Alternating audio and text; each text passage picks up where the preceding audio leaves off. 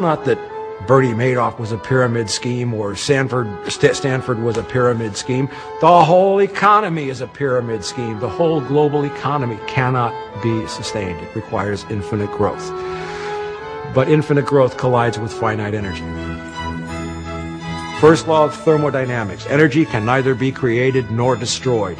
The second law, energy converts in only one direction, from usable to unusable.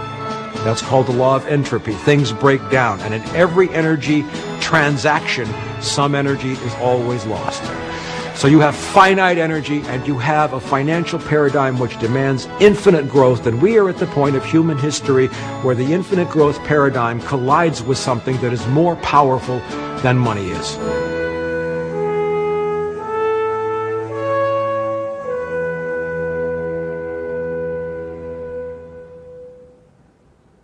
By 2006, I knew that the collapse was very imminent, that there would be a major implosion of the U.S. economy. I actually missed it by about a year, maybe a little bit more. I thought it was going to happen sooner, but it happened. And now that it is happening, these pieces are falling exactly as if everything else we had written, said, done, all the peak oil activists, all the sustainability advocates, our map was proving deadly accurate.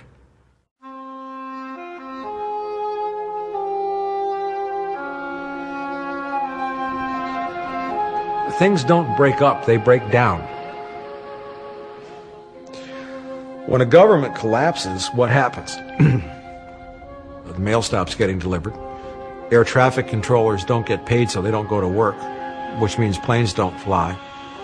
Bridges and highway inspections don't get made. Food and Drug Administration inspections don't get made. Maintenance is going to be defrayed.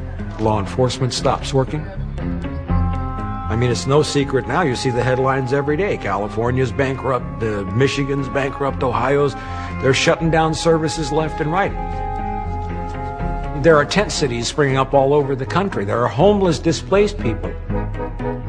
A great many billionaires, who we would call the elites, a great many very, very wealthy people, are getting crashed, burned, and eaten alive. What you don't hear is the fact that all over the world economies are collapsing much faster than the U.S. economy. Britain is an absolute basket case. There is a curtain of despair descending across Eastern Europe. There's a revolution underway in Greece. It's not riots, it's not civil unrest, it's a revolution. Drug violence right across the border in Mexico. This is all part of the collapse. Pakistan, Afghanistan, there's lots of violence. The people who have run the planet to this point and who are running the planet now are losing control.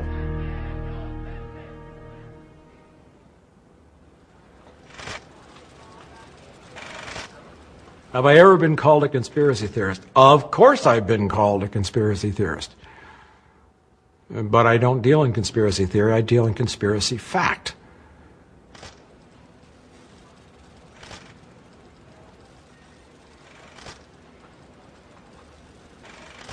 You know, somebody once said to me a long time ago, and this was probably back in '84, "Climb down off the cross, asshole, we need the lumber." I am not a messiah. I am not responsible for saving anybody. The only person I'm responsible for saving is me. What I see now is the end of a paradigm that is as cataclysmic as the asteroid event that killed almost all the life on the earth, and certainly the dinosaurs. Now, the dinosaurs were kings of their paradigm. And a paradigm is what you think about something before you think about it. Somebody talks about money, and you automatically accept without thinking that compound interest, fractional reserve banking, and fiat currency is okay, and we have to protect that, because if we don't protect that, it's going to be bad for us. If you know anything about Darwinism, basically what it said is that those species that had evolved or were able to adapt to changing circumstances were the ones that survived, and those that were not equipped or had become evolutionary dead ends were destined to die. Mike, you better be careful. It sounds like you're advocating social Darwinism. I'm not advocating social Darwinism. I am witnessing actual Darwinism.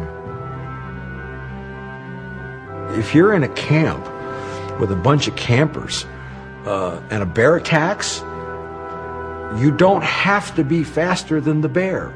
You only have to be faster than the slowest camper.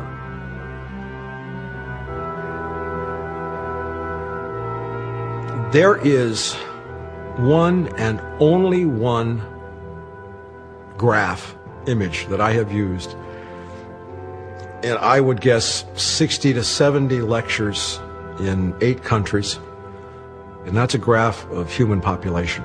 And if one looks at that graph, what you see is human population roughly stable at around 1 billion people or so, maybe a little bit more, at around the time of Christ, and it stays pretty stable until we get to the bubonic. It starts to rise some as some primitive technology emerged, but then you get to the bubonic plague, there's a little dip.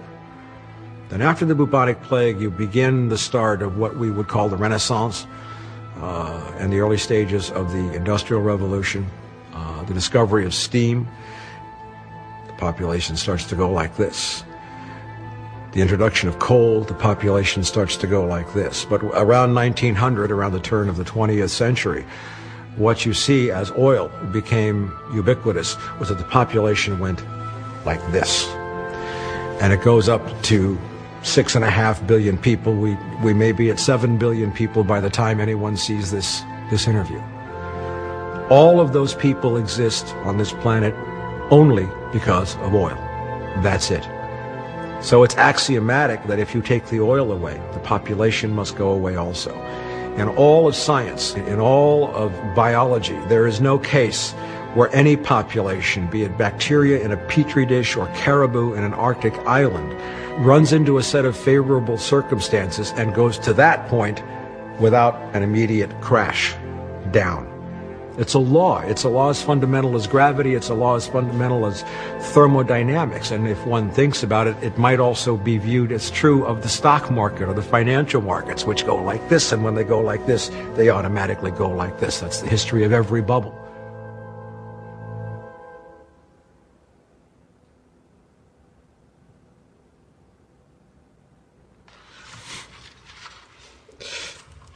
I think it's a mistake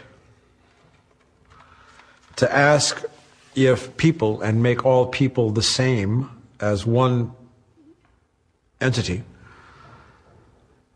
if they will understand it. I don't care if all people understand it.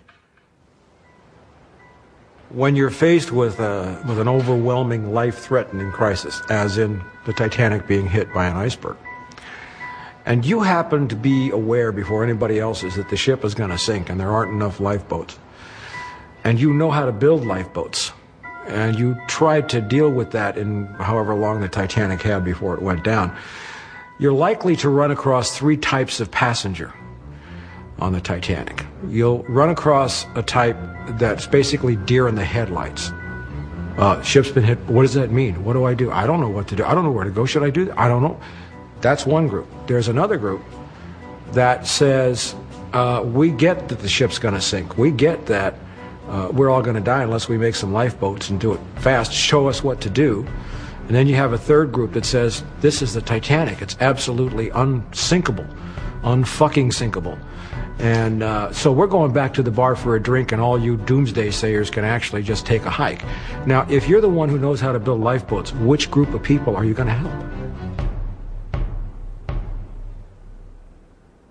Certain things are inevitable right now. FDIC insolvency, I will tell you, is coming. Insolvency of the Federal Reserve is coming. Federal Reserve can go bankrupt.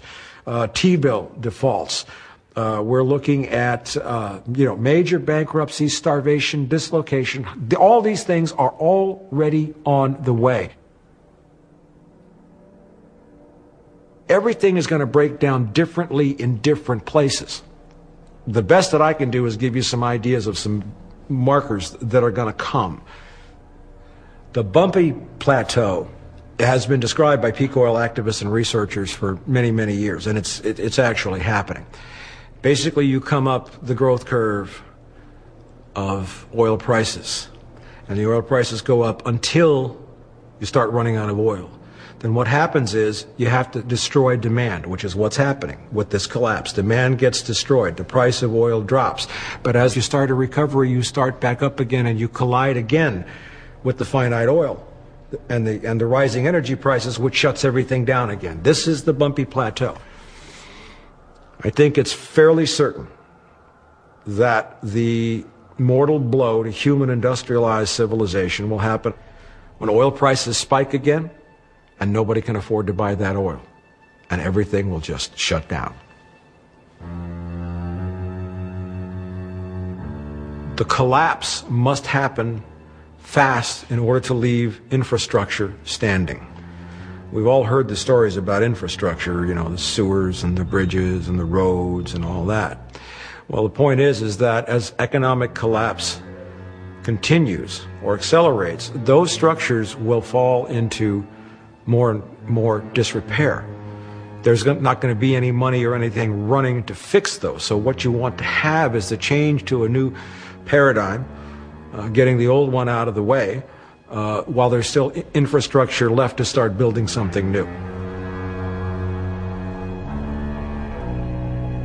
We have to survive the transition phase of human civilization, which I anticipate could last anywhere between 20 years, and oh my God, would that be fast and hard, you know, to 50 years or 100 years before some kind of stable civilization starts to emerge. You need to survive the transition phase. So don't panic, don't freak out. Use your heads, analyze your local situation where you live. Don't worry about rebuilding sewers. You're going to be able to get water for a few years. People say there's either oil or no oil. There's either food or no food. And people say, well, we're going to have food in the supermarkets on Tuesday and we're never going to see it again. That's not the way it's going to happen. As things break down, we will see specific shortages in specific areas for periods of days before it gets to the point where there's nothing left. So what you need to prepare for is not the end result, but you need to prepare to survive the transition. People say, okay, I'm going to run for the hills. I'm going to go build a cabin. I'm going to buy 10 million cans of baked beans. Well, they're probably going to be the first to die. Number one, it's too late. If you don't know how to live off the land, and if you're not already on the land right now, don't even try to go, because you're going to fail miserably, and you might be shot by the people who got there ahead of you.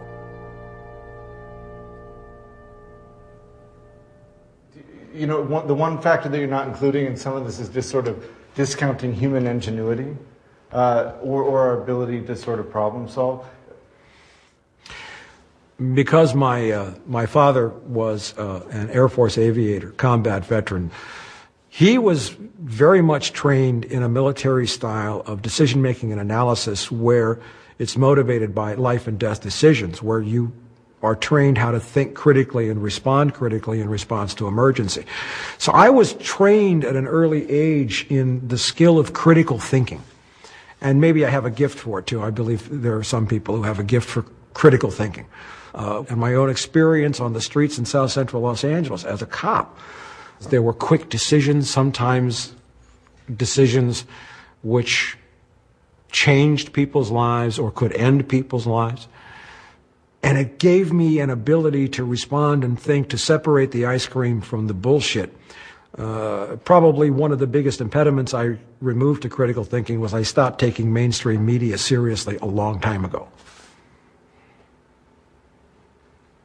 But we were talking about human ingenuity.